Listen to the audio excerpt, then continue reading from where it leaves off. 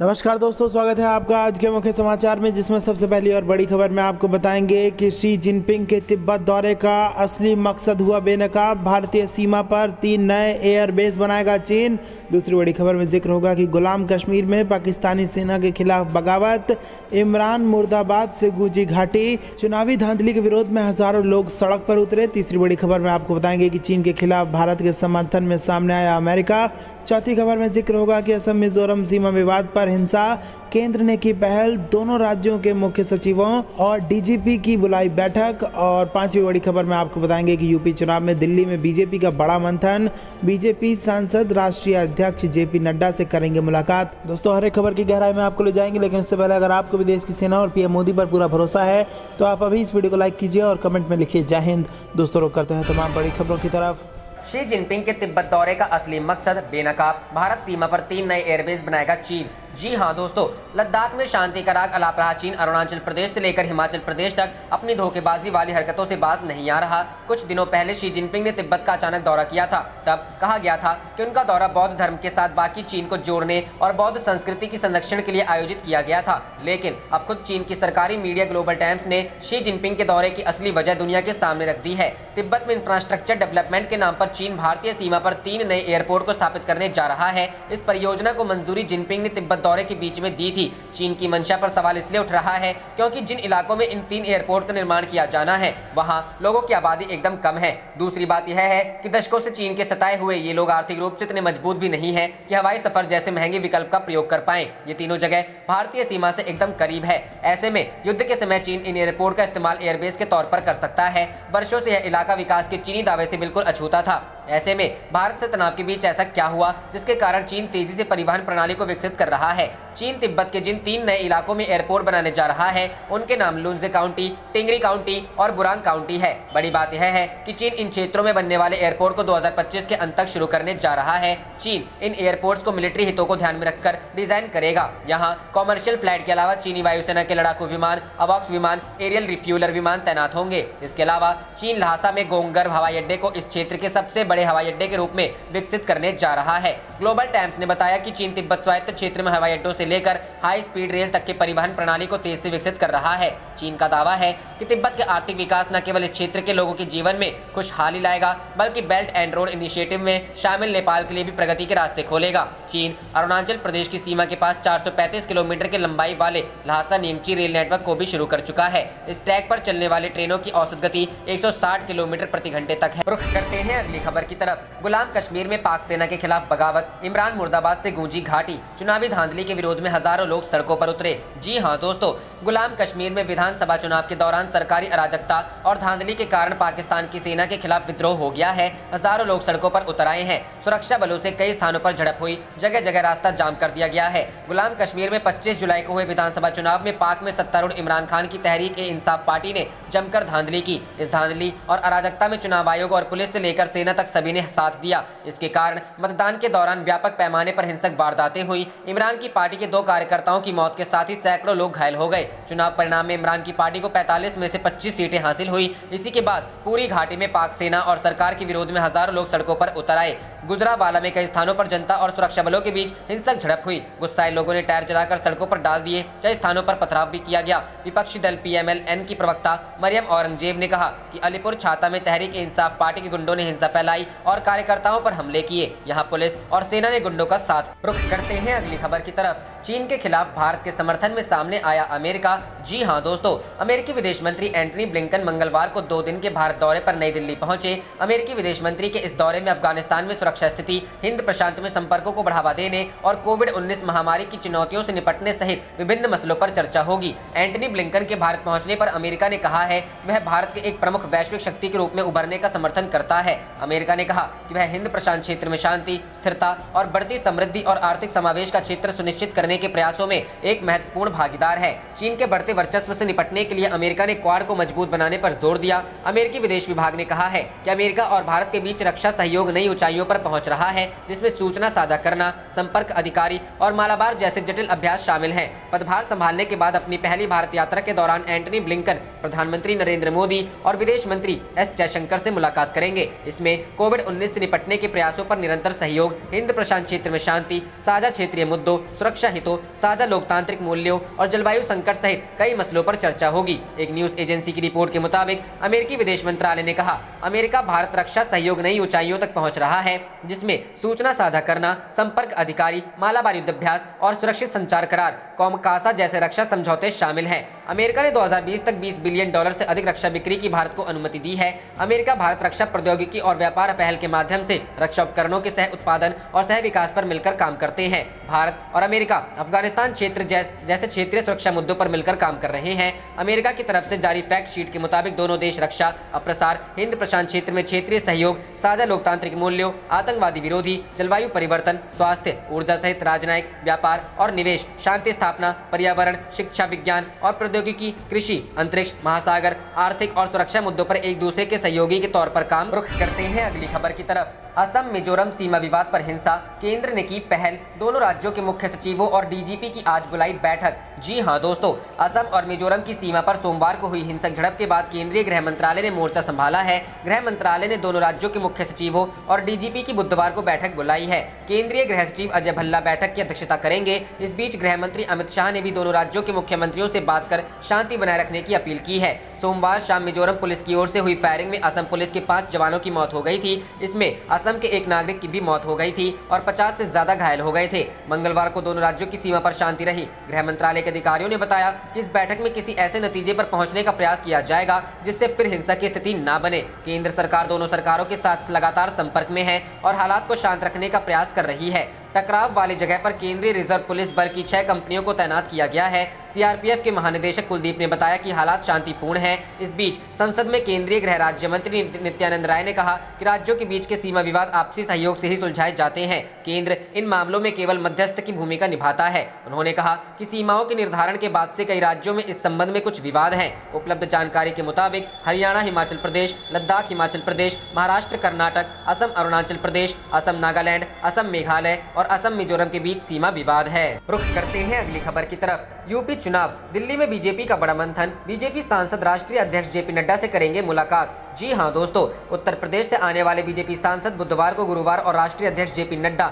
से मुलाकात करेंगे। सूत्रों ने यह जानकारी दी है। यूपी में अगले साल विधानसभा चुनाव को देखते हुए इसे एक अहम बैठक माना जा रहा है। सूत्रों ने कहा कि यूपी के बीजेपी सांसदों की 28 और 29 जुलाई को बैठकें होंगी और पार्टी अध्यक्ष जेपी नड्डा विधानसभा चुनाव की रणनीति को लेकर बैठक में चर्चा करेंगे। सूत्रों ने यह भी बताया कि मुख्यमंत्री योगी आदित्यनाथ, दोनों उप मुख्यमंत्री दिनेश शर्मा और केशव प्रसाद मौर्य भी इन बैठकों में उपस्थित रहेंगे। सूत्रों के अनुसार लोकसभा और राज्यसभा के यूपी के सभी सांसदों से बैठक में उपस्थित रहने को कहा गया है। इन सांसदों से अपने क्षेत्र के लोगों के संपर्क में रहने को कहा गया है और उनकी समस्याएं दूर करने को कहा गया है। माना जा रहा है कि सभी सांसदों से जनता के बीच ज्यादा वक्त बिताने संबंधी तमाम दिशा निर्देश दिए जाएंगे। सूत्रों के मुताबिक सांसदों से कहा जाएगा कि वे लोगों के बीच जाकर बताएं कि केंद्र और राज्य सरकारों ने उनकी भलाई के लिए कौन से कदम उठाए हैं। गौरतलब है कि यूपी में भाजपा ने चुनावी बिगुल पहले ही फूंक दिया है। 16 जुलाई को जेपी नड्डा ने बीजेपी कार्य समिति के सदस्यों के साथ अहम बैठक की थी, जबकि 18 जुलाई को बीजेपी और आरएसएस की समन्वय बैठक लखनऊ में हुई थी। उत्तर प्रदेश में विधानसभा चुनाव अगले साल की शुरुआत में होने हैं।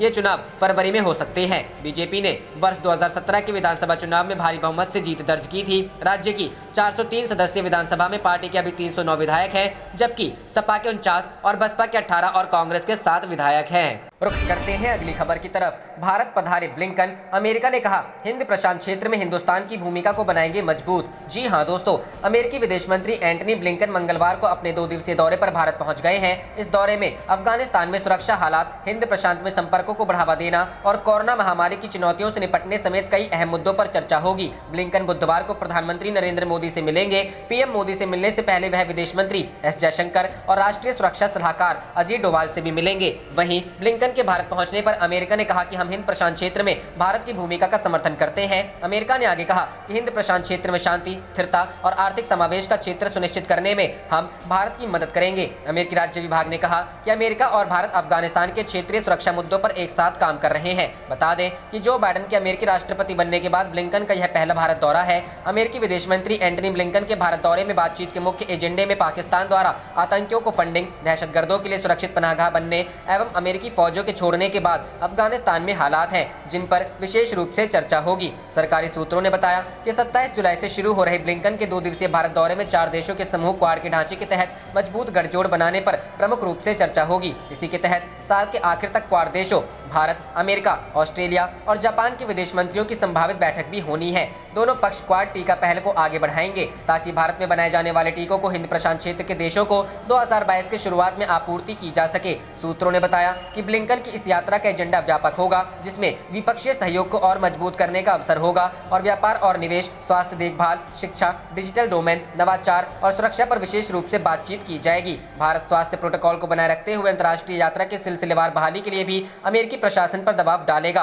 मानवीय मसलों के अलावा विशेष रूप से छात्रों, पेशेवरों, कारोबारियों की आवाजाही को सुगम बनाने और कोरोना महामारी के चलते अपनों से दूर होने वाले लोगों को परिवारों से मिलाने के मुद्दों पर ब्लिंकन के साथ चर्चा की जाएगी। रुख करते हैं अगली खबर की तरफ। राजनाथ एससीओ बैठक के लिए तजाकिस्तान रवाना, रक्षा सहयोग पर बात करेंगे। जी हां दोस्तों, रक्षा मंत्री राजनाथ सिंह शंघाई सहयोग संगठन की वार्षिक बैठक के लिए तजाकिस्तान के लिए रवाना हुए, जहां वह आतंकवाद के उन्मूलन के लिए आवश्यक उपायों के बारे में जानकारी देंगे। सूत्रों ने कहा कि वह शंघाई सहयोग संगठन के सदस्य देशों के रक्षा मंत्रियों की वार्षिक बैठक के दौरान भारतीय सीमाओं पर चुनौतियों के बारे में भी बात करेंगे। वह 27 जुलाई से 29 जुलाई तक तजाकिस्तान के दुशांबे के 3 दिवसीय दौरे पर है। वार्षिक बैठक में एससीओ सदस्य देशों के बीच रक्षा सहयोग के मुद्दों पर चर्चा की जाती है और विचार विमर्श के बाद एक विज्ञप्ति जारी किए जाने की उम्मीद है। दुशांबे की अपनी यात्रा के दौरान राजनाथ सिंह के अपने ताजिक समक्ष कर्नल जनरल शेराली मिर्जो से भी द्विपक्षीय मुद्दों और आपसी हित के अन्य मुद्दों पर चर्चा करने की उम्मीद है। तजाकिस्तान इस साल एससीओ की अध्यक्षता कर रहा है और मंत्री स्तरीय और आधिकारिक स्तर की बैठकों की एक श्रृंखला की मेजबानी कर रहा है। बैठक में सिंह का संबोधन 28 जुलाई 2021 को निर्धारित किया गया है। संगठन में 8 सदस्य देश शामिल हैं: भारत, कजाकिस्तान, रूस, तजाकिस्तान, चीन, किर्गिस्तान, उज्बेकिस्तान और पाकिस्तान। भारत 2017 में एससीओ का सदस्य बना है। सभी 8 एससीओ सदस्य देशों के रक्षा मंत्रियों के आतंकवाद और उग्रवाद जैसी क्षेत्रीय सुरक्षा चुनौतियों पर चर्चा करने की उम्मीद है। वे सामूहिक रूप से इनसे निपटने के तरीकों पर भी विचार करेंगे। संगठन को उत्तर अटलांटिक संधि संगठन के प्रतिकार के रूप में देखा जाता है। यह सबसे बड़े अंतर क्षेत्रीय अंतर्राष्ट्रीय संगठनों में से एक के रूप में उभरा है। यह आर्कटिक महासागर में हिंद महासागर और प्रशांत महासागर से बाल्टिक सागर तक फैली दुनिया की लगभग 44% आबादी के लिए जिम्मेदार है। संगठन का उद्देश्य क्षेत्र की शांति, स्थिरता और सुरक्षा बनाए रखना है। पिछले साल यह मुलाकात रूस के मॉस्को में हुई थी। फिर यह मुलाकात भारत और चीन के बीच सीमा विवाद के साए में हुई। रुख करते हैं अगली खबर की तरफ। आज से दिल्ली में उत्तर प्रदेश के बीजेपी सांसदों की बड़ी बैठक। जी हां दोस्तों, दिल्ली में बुधवार से उत्तर प्रदेश के सांसदों की बैठक होने जा रही है। यह बैठक 2 दिन होगी, 28 और 29 जुलाई। 28 को ब्रज पश्चिम और कानपुर क्षेत्र के सांसदों की बैठक होगी, वहीं 29 को अवध, काशी और गोरखपुर क्षेत्र की बैठक होगी। इस बैठक में मुख्यमंत्री योगी आदित्यनाथ, उत्तर प्रदेश बीजेपी अध्यक्ष स्वतंत्र देव, प्रदेश संगठन मंत्री सुनील बंसल और प्रभारी राधा मोहन सिंह भी मौजूद रहेंगे। जानकारी के मुताबिक बीजेपी अध्यक्ष जेपी नड्डा भी बैठक में शामिल हो सकते हैं। बताया गया है कि इस बैठक में उत्तर प्रदेश विधानसभा चुनावों की तैयारियों को लेकर चर्चा होगी। उत्तर प्रदेश में अगले साल होने वाले विधानसभा चुनाव की तैयारी बीजेपी ने शुरू कर दी है। बीजेपी का फोकस राज्य में दोबारा सरकार बनाने की है और इसके लिए पार्टी गुजरात फॉर्मूले को अपनाने की जुगत में है। बीजेपी जिस तरह से गुजरात में हर बार एंटी इनकम्बेंसी की काट के लिए पुराने विधायकों का टिकट काटकर नए चेहरे पर दांव लगाती आ रही है, चर्चा है कि यूपी में भी बीजेपी उसी फॉर्मूले के तहत अपने 100 से ज्यादा मौजूदा विधायकों का टिकट काटकर नए चेहरे पर दांव लगा सकती है। इस दांव से बीजेपी लंबे समय से गुजरात में काबिज है। 2017 में दिल्ली के एमसीडी चुनाव में भी बीजेपी ने सभी मौजूदा पार्षदों का टिकट काट दिया था और नए चेहरों पर दांव लगाने का फॉर्मूला हिट रहा था। इतना ही नहीं, 2019 के लोकसभा चुनाव में भी बीजेपी ने कई मौजूदा सांसदों के टिकट काट दिए थे। उस चुनाव में बीजेपी ने 2014 के मुकाबले 90 सांसदों के टिकट काटे थे। 5 सांसद पार्टी छोड़ गए थे तो कुछ सांसद 75 प्लस उम्र के क्राइटेरिया की वजह से पिछड़ गए थे। रुख करते हैं अगली खबर की तरफ। यूपी को इंडिया स्मार्ट सिटीज अवार्ड 2020 में पहला स्थान, दिख रहा योगी आदित्यनाथ सरकार का काम। जी हां दोस्तों, वैश्विक महामारी कोरोना वायरस संक्रमण काल में भी उत्तर प्रदेश की योगी आदित्यनाथ सरकार ने महामारी पर नियंत्रण करने के साथ ही विकास के अन्य कार्यों को भी जारी रखा। गरीब, किसान व मजदूरों के साथ दिहाड़ी पर काम कर रहे लोगों के हितों का ध्यान रखने वाली योगी आदित्यनाथ सरकार का काम दिख भी रहा है। उत्तर प्रदेश सरकार को स्मार्ट सिटीज अवार्ड 2020 में पहला स्थान मिला है। केंद्रीय शहरी विकास मंत्रालय इसका मूल्यांकन करना है। उत्तर प्रदेश की योगी आदित्यनाथ सरकार को इसमें पहला स्थान मिला है। इसके साथ ही उत्तर प्रदेश सरकार ने प्रधानमंत्री किसान सम्मान निधि योजना में पूरे देश में सर्वश्रेष्ठ प्रदर्शन किया है। किसानों के खाते में डायरेक्ट बेनिफिट ट्रांसफर से सब्सिडी पहुंचाने वाला उत्तर प्रदेश देश का पहला राज्य बना। उत्तर प्रदेश सरकार ने अपने काम का दम दिखा दिया है। उत्तर प्रदेश को इंडिया स्मार्ट सिटीज अवार्ड 2020 में पहला स्थान मिला है। उत्तर प्रदेश में 4,571 एमएसएमई के माध्यम से एक वर्ष में सर्वाधिक 45,166 लोगों को रोजगार मिला है। इसके साथ ही प्रदेश में सौभाग्य योजना के अंतर्गत पूरे देश में सर्वाधिक 1.38 करोड़ घरों को निःशुल्क विद्युत कनेक्शन भी मिला है। केंद्रीय आवास एवं शहरी कार्य मंत्री हरदीप सिंह पुरी ने हाल ही में इंडिया स्मार्ट सिटी कॉन्टेस्ट 2020 के परिणाम घोषित किए हैं। इन पुरस्कारों की घोषणा 3 परिवर्तनकारी शहरी मिशनों स्मार्ट सिटीज मिशन, अमृत तथा प्रधानमंत्री आवास योजना शहर की 6ठी वर्षगांठ के उपलक्ष्य में की गई है। तीनों योजनाएं शहरी कायाकल्प के लिए एक दूरदर्शी कार्यक्रम का हिस्सा थी और शहरों में रहने वाली भारत की 40% जनसंख्या की आकांक्षाओं को पूरा करने के लिए एक बहुपरत रणनीति के हिस्से के रूप में तैयार की गई थी। केंद्र सरकार की ओर से स्मार्ट सिटी कॉन्टेस्ट में उत्तर प्रदेश ने राज्य कैटेगरी में पहला स्थान हासिल किया है, जबकि इस लिस्ट में मध्य प्रदेश दूसरे और तमिलनाडु तीसरे स्थान पर रहे हैं। रुख करते हैं अगली खबर की तरफ। पैंगोंग त्सो में चीन ने दिया है भारत को बहुत बड़ा धोखा, सैटेलाइट तस्वीरों से पीएलए की साजिश का खुलासा। जी हां दोस्तों, पैंगोंग त्सो में भारत और चीन के बीच समझौता हो चुका है और समझौते के तहत दोनों देशों की सेना पीछे हट चुकी है। लेकिन सैटेलाइट तस्वीरों से खुलासा हुआ है कि पैंगोंग त्सो में चीन भारत को बहुत बड़ा धोखा दे रहा है और किसी भी वक्त वो घात लगाकर फिर से भारत में घुसपैठ कर सकता है।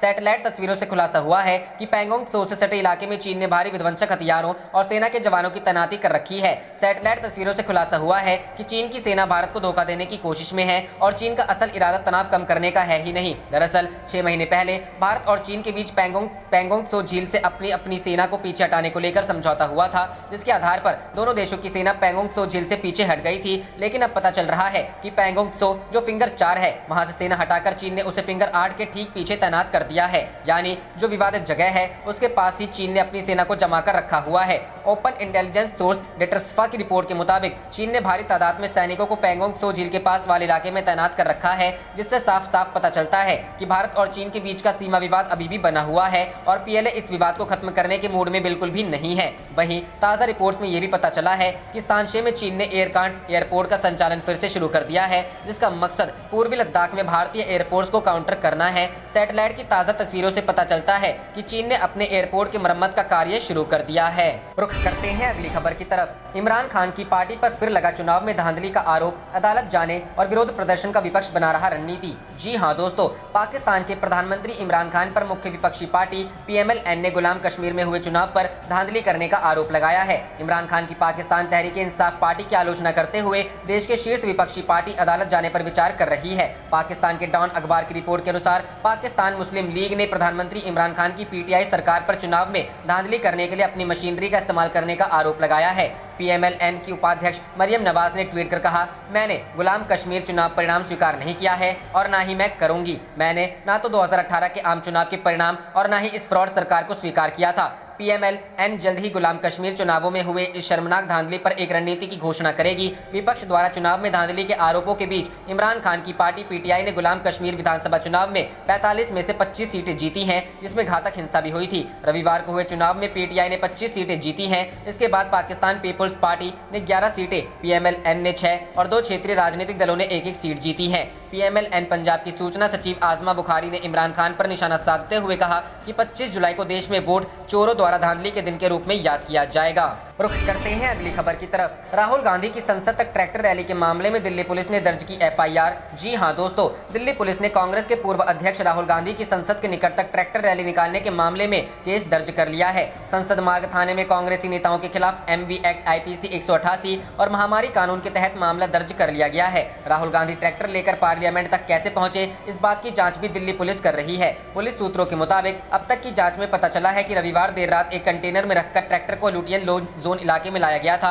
दरअसल संसद के मानसून सत्र के कारण इलाके में धारा 144 लागू रहती है। केंद्रीय मंत्री मुख्तार अब्बास नकवी समेत कई बीजेपी नेताओं ने ट्रैक्टर रैली को लेकर राहुल गांधी पर निशाना साधा था। ऐसे में राहुल गांधी बिना किसी पूर्व सूचना के इस तरह ट्रैक्टर के साथ कैसे संसद भवन पहुंचे, इस बात की बाकायदा जांच शुरू की गई तो यह पता चला कि रविवार देर रात एक कंटेनर में रखकर ट्रैक्टर को लुटियन जोन इलाके में लाया गया था ताकि कृषि कानून के विरोध में उसे चलाकर संसद तक पहुंचा जा सके। फिलहाल दिल्ली पुलिस ने ट्रैक्टर को जब्त कर लिया है। इस ट्रैक्टर के आगे और पीछे कोई नंबर प्लेट भी नहीं था। दिल्ली पुलिस के सूत्रों के मुताबिक कांग्रेस पार्टी की ओर से इस प्रदर्शन की इजाजत नहीं ली गई थी। दिल्ली पुलिस का कहना है कि फिलहाल ये ट्रैक्टर केस प्रॉपर्टी है। इस ट्रैक्टर के आगे और पीछे कोई नंबर प्लेट नहीं होने के कारण इसके मालिक का भी कोई अता पता नहीं चल पाया है। दिल्ली पुलिस के मुताबिक नई दिल्ली इलाके में ट्रैक्टर चलाने और लाने पर पहले से ही पाबंदी है। ऐसे में ये मोटर एक्ट का सीधा सीधा उल्लंघन है। गौरतलब है कि संसद का मानसून सत्र 19 जुलाई को शुरू हुआ था। तभी से विपक्षी दल महंगाई, कृषि कानूनों की वापसी और पेगासस जासूसी कांड का मुद्दा उठा रहे हैं। हालांकि हंगामे के कारण एक दिन भी संसद विधिवत तरीके से चल नहीं पाई है। संसद के मानसून सत्र के बीच ही किसान आंदोलन के समर्थन में ट्रैक्टर रैली निकालकर राहुल गांधी संसद तक पहुंचे थे। ट्रैक्टर में राहुल गांधी के साथ कई अन्य कांग्रेस नेता भी बैठे थे, जो हाथों में कृषि कानूनों की वापसी की तख्तियां लिए हुए थे। राहुल खुद ट्रैक्टर चला रहे। आप देख रहे थे आपका अपना चैनल जय हिंद जय भारत।